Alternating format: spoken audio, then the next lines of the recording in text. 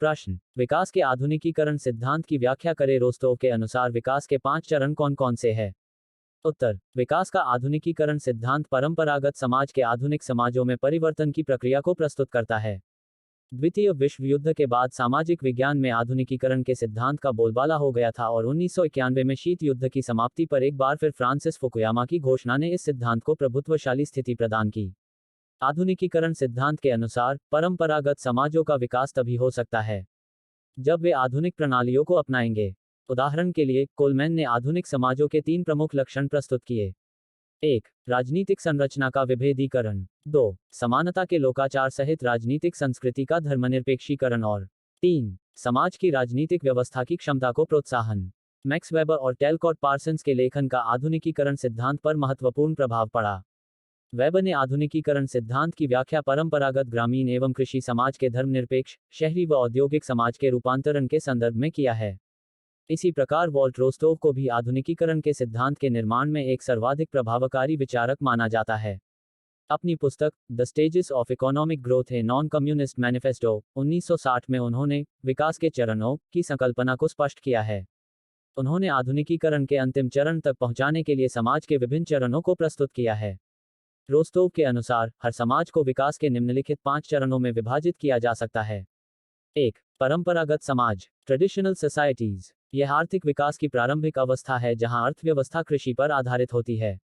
आजीविका का साधन कृषि और श्रम होता है तथा वैज्ञानिक प्रवृत्ति का अभाव पाया जाता है।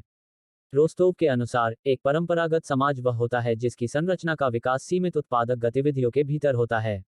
ये पूर्व न्यूटोनियन विज्ञान एवं तकनीक पर आधारित होते हैं और बाहरी दुनिया के लिए पूर्व न्यूटोनियन दृष्टिकोण रखते हैं। ये समाज तकनीकी और आधारभूत संरचनाओं के अभाव में मुख्य रूप से कृषि पर अधिक विश्वास करते हैं और इनकी मूल्य व्यवस्था में लंबे समय तक भाग्यवाद का प्रभाव बना रहा जिससे अधिक व्यावसायिक विकल्प नहीं होते। रोस्टोव चीनी राजवंशों, मध्य पूर्वी सभ्यताओं और परंपरागत समाजों की श्रेणी में मध्ययुगीन यूरोप को रखते हैं। 2. औद्योगिकी विकास के पूर्व की दशाओं की अवस्था, प्रीकॉन्डिशन टू टेक ऑफ। विकास के दूसरे चरण को संक्रमण अवस्था भी कहा जाता है जिसमें ये पूर्व न्यूटोनियन समाज कृषि से उत्पादन की ओर अग्रसर होते हैं। इस अवस्था में समाज में परिवर्तन की भावना उत्पन्न होती है। इसमें आर्थिक विकास से पूर्व की तैयारी प्रारंभ हो जाती है। इस समय सामाजिक और आर्थिक आधारभूत संरचना का विकास प्रारंभ होता है। नई औद्योगिक तकनीक और आधुनिक विज्ञान को अपनाने की इच्छा आती है ताकि ह्रासमान प्रतिफल से बचा जा सके और चक्रवृद्धि ब्याज से विकल्प खुल सके और लाभ प्राप्त किया जा सके। 3. आर्थिक उत्थान की अवस्था, टेक ऑफ। आर्थिक उत्थान की अवस्था तीव्र विकास की अल्पावधि है। आर्थिक उत्थान टेक ऑफ के दौरान नए उद्योगों का तेजी से विस्तार होता है, लाभांश उत्पन्न होता है जिसका पुनः किसी नई संरचना में निवेश किया जाता है और बदले में ये नए उद्योग अपने तेजी से विस्तार के लिए फैक्ट्री मजदूरों, सहायक सेवाओं और अन्य उत्पादित वस्तुओं की जरूरतों के कारण शहरी क्षेत्र व अन्य आधुनिक औद्योगिक संयंत्रों में और अधिक विस्तार को प्रोत्साहन देते हैं। आधुनिक क्षेत्र में विस्तार की इस समस्त प्रक्रिया से न केवल उच्च दरों पर आय में बचत होती है बल्कि आधुनिक क्षेत्र में कार्यरत लोगों के लिए भी बचत होती है। फलस्वरूप कुल उत्पादन एवं प्रति व्यक्ति उत्पादन दोनों में वृद्धि होने लगती है। उद्यमियों का एक नया वर्ग उत्पन्न होता है और वह निजी क्षेत्र में निवेश के विकासशील प्रवाह का निर्देशन भी करता है। अर्थव्यवस्था पिछले अप्रयुक्त प्राकृतिक संसाधनों व उत्पादन पद्धतियों का प्रयोग करती है। 4. आर्थिक वयस्कता की अवस्था, ड्राइव टू मैच्योरिटी। रोस्टोव के अनुसार इस अवस्था को प्राप्त करने में काफी लंबा समय लगता है। इस अवस्था में जीवन स्तर ऊपर उठता है, तकनीक का प्रयोग बढ़ता है तथा राष्ट्रीय अर्थव्यवस्था का भी संपूर्ण विकास होता है। औपचारिक रूप से हम वयस्कता को एक ऐसे चरण के रूप में परिभाषित कर सकते हैं जिसमें विकास की प्रक्रिया सभी आर्थिक क्रियाकलापों में तीव्र होती है। इसमें विभिन्न प्रकार के उद्योगों में आधुनिक प्रौद्योगिकी का प्रयोग होने लगता है। 5. अधिकाधिक उपभोग की अवस्था, age of high mass consumption. Rostow के अनुसार यह विकास का अंतिम चरण है।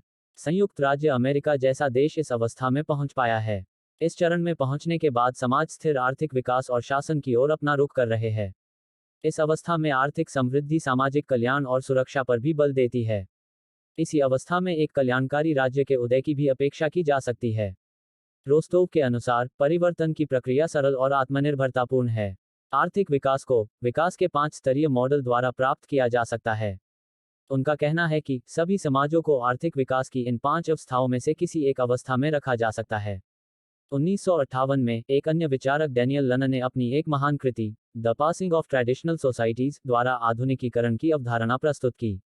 लन की आधुनिकीकरण की परिकल्पना साक्षरता के स्तर, शहरीकरण, मीडिया की भागीदारी आदि पर आधारित थी। सारांश में हम यह निष्कर्ष निकाल सकते हैं कि आधुनिकीकरण एक उच्च स्तरीय संरचनात्मक विभेदीकरण और विशेषीकरण है। यह कई प्रकार से झलकता है, जैसे कि उत्पादन पद्धति, समाज का युक्तिकरण तथा लोकतंत्र की विभिन्न गतिविधियों में नागरिकों की भूमिका। परंपरागत समाज को कई प्रकार से समझा जा सकता है, जैसे कि एक आरोपित, विशिष्टवादी, असंगठित तथा भावात्मक स्वरूप की प्रबलता, विविध क्रियाकलापों सहित समतुल्य संरचना, स्थानिक व सामाजिक गतिशीलता की एक अंतर स्तरीकरण प्रणाली, अधिकांशतः प्राथमिक आर्थिक क्रियाकलाप, सामाजिक इकाइयों का एकात्मिकता की ओर झुकाव, सत्ता के परंपरागत, विशिष्टवादी एवं वंशानुगत स्रोतों के साथ साथ एक अविभेदित राजनीतिक संरचना आदि। इसके विपरीत आधुनिक समाज की चारित्रिक विशेषताएं हैं। उपलब्धि की प्रधानता, सार्वभौमिकता, विशिष्ट एवं तटस्थ कार्यपद्धति, सीमित कार्य करने वाली एकल पारिवारिक संरचना, जटिल और अत्यधिक विभेदित व्यावसायिक प्रणाली, स्थानिक व सामाजिक गतिशीलता का उच्च स्तर, परिवर्तन और आत्मनिर्भर विकास की प्रबलता, सत्ता के तर्कसंगत कानूनी स्रोतों सहित अत्यधिक विभेदित राजनीतिक संरचना आदि। हालांकि आधुनिकीकरण की दृष्टि से विकास के सिद्धांत का दुनिया भर में स्वागत नहीं किया गया। विकासशील देशों से अनेक विचारकों ने आधुनिकीकरण सिद्धांत की आलोचना की, जिसे राज्यों के विकास में सिर्फ एक मुख्यधारा सिद्धांत माना जाता है। आधुनिकीकरण सिद्धांत की आलोचना। यह सिद्धांत आंशिक रूप से पश्चिमी पूंजीवादी देशों की स्थिति को सही ठहराने के इरादे से बनाया गया था। आधुनिकीकरण सिद्धांत पश्चिमी सभ्यता को श्रेष्ठ बताने की कोशिश करता है। निर्भरता सिद्धांत इसके द्वारा अल्पविकसित देशों के संसाधनों का दोहन करने के लिए आलोचना करता है। यह सिद्धांत राज्य की अल्पविकसित स्थिति पर बाहरी तत्वों के प्रभाव को अनदेखा करता है। आधुनिकीकरण सिद्धांत को समाज की स्थानीय संस्कृति के लिए एक खतरे के रूप में देखा जाता है। प्रस्तुति समापन। आपका धन्यवाद। Disclaimer. This notes has been made after a lot of research, yet the accuracy of the answers may vary. The author assumes no responsibility or liability for any errors or omissions in the content of this notes.